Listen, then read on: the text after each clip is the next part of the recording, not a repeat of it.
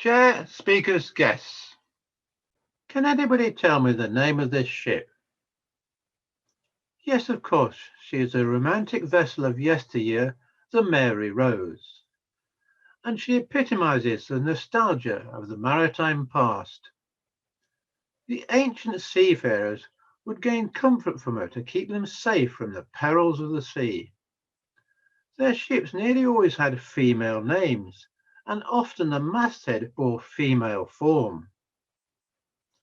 The tradition continued through the centuries, and now most cruise ships also have female names, such as the Cunard Line's Queen Mary, Queen Victoria, and Queen Elizabeth.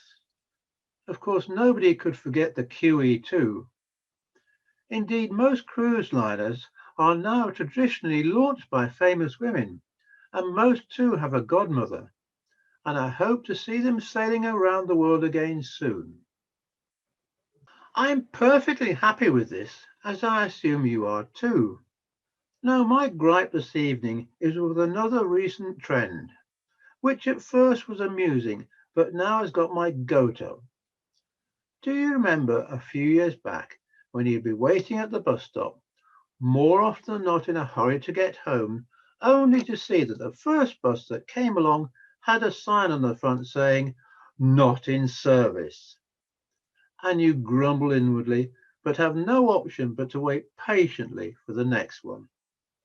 Then some bright spark, most likely in so-called customer relations, and probably with a view to soften the frustration, hit on the idea of a sign saying, "I'm not in service." And so now our bus seemed to gain human status. And I suppose at first it did have the desired effect and brought a smile to our faces.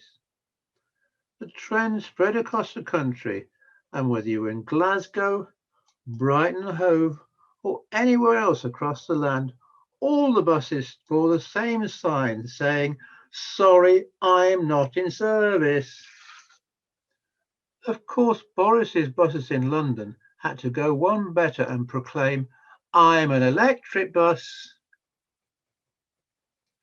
At this point onward, it looked like any inanimate object could be given the "I am" treatment and be given human form. Estate agents were among the first to latch on, and before long, every house for sale would have the board up saying, "Choose me," followed by "View me," and of course, finally, a sign would go up saying, "I'm sold." Meal deals at the airport looked like the next to have jumped on the bandwagon with the inevitable "I'm in the meal deal." Although I'm not so sure I go along with this sign, which I also noticed at East Midlands Airport. Now there was no stopping the trend, whether it be on the supermarket shelves with "Find me in the chiller with the breakfast pots," or your local Greggs takeaway with "Eat me hot," or "Take me home." The Matland clothes store in Leicester seemed to be a prolific breeding ground for more signs with "I'm on offer," "I'm a reward card offer," and "I'm new." Whilst back in Loughborough at the work stationery store, I saw "2 for £10, I'm in the deal."